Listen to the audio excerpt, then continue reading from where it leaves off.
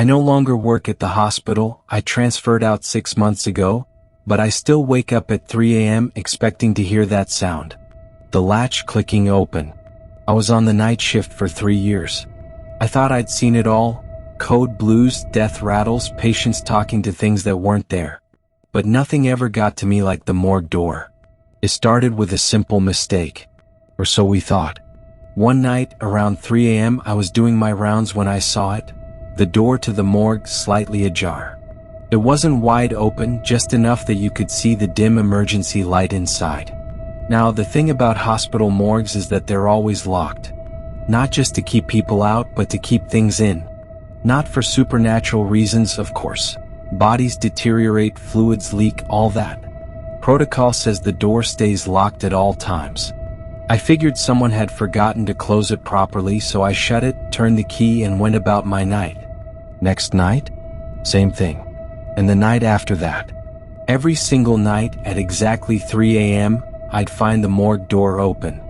I asked around, thinking maybe security was doing late-night transfers, but nobody knew anything. The logs showed the last body had been brought in before midnight. And yet, every night, without fail, the door would be open. One night, I decided to test it. After finishing my rounds, I personally locked the door. Pulled on it twice to make sure. Even marked the handle with a tiny scratch at the bottom, just in case someone was messing with me. At 2:59 a.m., I stood at the end of the hallway staring at the door. The air felt heavy, thick in my lungs. The kind of stillness you notice right before a storm. The hallway was empty, silent except for the distant hum of machinery. Then click. The door eased open. I swear on my life I felt my stomach drop. My legs refused to move. I just stood there, watching as the morgue door slowly creaked wider, revealing nothing but pitch black beyond the threshold. I wanted to run. But some stupid part of me, the part that needed proof, made me take a step forward. Then another. My breath came shallow as I reached the doorway and shone my flashlight inside. The room was empty, cold. Rows of locked storage units lined the walls. Everything was exactly as it should be. Except for the footprints. A single trail of wet, bare footprints leading from one of the metal storage drawers, one I knew had a body in it, to the door. I didn't check the name. I didn't check the logs. I just turned around, slammed the door shut, and ran. The next night, I refused to go near the basement. Someone else checked the door. It was open again.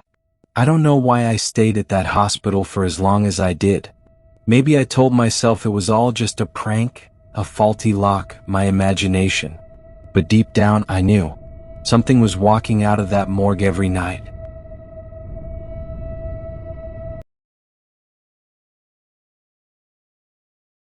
It was late, around 1:30 a.m. The waiting room was packed, as usual on nights like this. I was moving from patient to patient, diagnosing, prescribing, trying to keep things moving.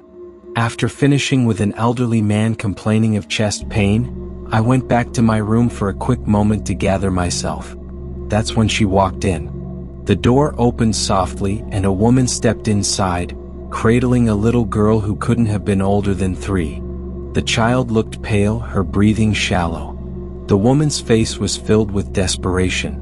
"Doctor, please," she said, her voice trembling. "My daughter is very sick." I motioned for her to sit down.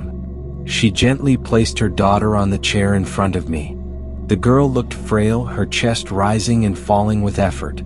I leaned in, pressing my stethoscope to her back, listening carefully. Pneumonia? It was obvious. "It's serious," I told her, writing down a prescription quickly. "But this will help her recover. Make sure you get it filled right away." The woman took the paper, her eyes filled with tears. "Thank you, doctor. Thank you so much," she whispered. Then, holding her daughter close, she left the room. The whole thing couldn't have taken more than 10 minutes. I sighed and got ready for the next patient. But just as I was about to call them in, my nurse assistant knocked on the door and came in, looking concerned. "Doctor, are you okay?" she asked. I frowned. "What do you mean?" "You've been in here for 10 minutes. Patients are waiting." I blinked, confused. I know, I said. I just finished diagnosing a mother and her little girl. She had pneumonia. I gave her a prescription. The nurse froze, her face turning pale. What are you talking about? No one's been in here since the old man left. A cold chill ran through me. That's impossible, I said firmly. The woman was right here. Her daughter was sick. I treated her. The nurse shook her head.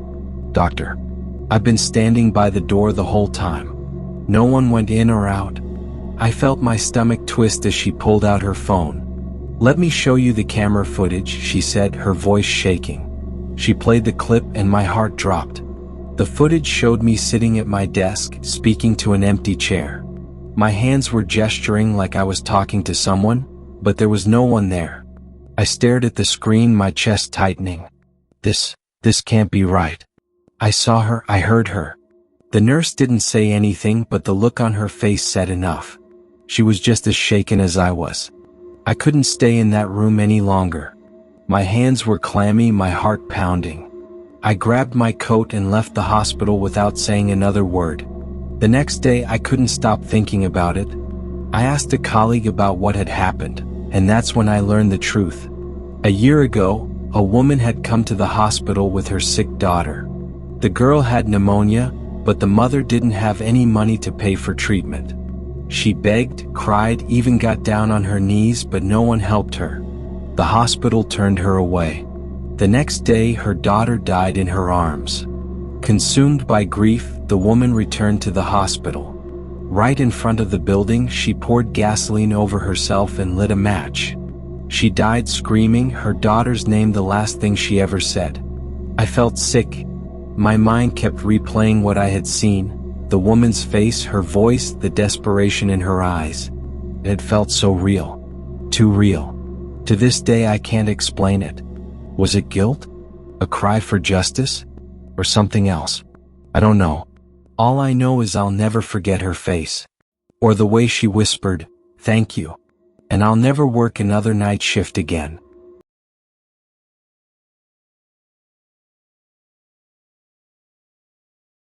This happened about 5 years ago when I was working the night shift at St. Mary's Hospital. It was a quiet night, the kind where even the beeping monitors seemed softer than usual. I was making my rounds, checking on patients, updating charts, the usual routine. I remember looking at my list. Room 237, Mrs. Caldwell. Standard post-op recovery. I walked down the dimly lit hallway, my footsteps echoing in the silence. When I got to 237, the door was slightly ajar. I pushed it open and stepped inside. Mrs. Caldwell was lying in bed, her frail frame barely visible under the thin hospital blanket. Her eyes were open, staring at the ceiling, and she was whispering something. At first, I thought she was just talking in her sleep, but then I realized she was responding to someone. I turned my head slightly, following her gaze. There was a chair in the corner of the room, facing the bed, and sitting in that chair was a man. He was dressed in a hospital gown, thin and sickly looking, his skin a sickly shade of gray. His eyes, hollow, dark, like he had been staring into something he wasn't supposed to see. And the worst part? He was looking directly at me. I froze. For a second, I thought he was just another patient. Maybe a confused old man who had wandered into the wrong room. But then I noticed something that made my stomach drop. His wristband. It was soaked in dried blood. I swallowed hard, forcing myself to speak. "Sir, are you lost?" His lips curled into the smallest hint of a smile. "I've been here a long time." A chill ran down my spine. I glanced at Mrs. Caldwell, hoping she would say something, anything, to break the silence. But her lips were trembling, her eyes wide with terror. I turned back to the man. And the chair was empty. Gone. Just like that. I took a step back, my pulse hammering in my ears. My mind raced, trying to make sense of what I had just seen. Maybe I was tired. Maybe the dim lighting played tricks on my eyes. Then Mrs. Caldwell grabbed my wrist. "Don't let him take me," she whispered, her voice raw with fear. "Please, he comes at night. Every night. I left the room in a daze, trying to steady my breathing. I needed answers. I rushed to the nurse's station and checked the patient records. Room 237. Mrs. Caldwell, post-op recovery.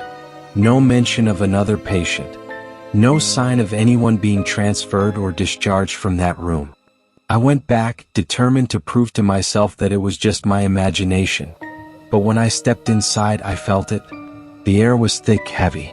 And the chair, the one in the corner, was turned slightly, like someone had just been sitting there, watching. I didn't sleep for days after that. But the worst part? A week later, Mrs. Caldwell passed away. No complications. No warning. Just gone. And when I went to clean out her room, I swear on my life, there was an extra wristband on her nightstand. Faded. Stained with dried blood. Just like his.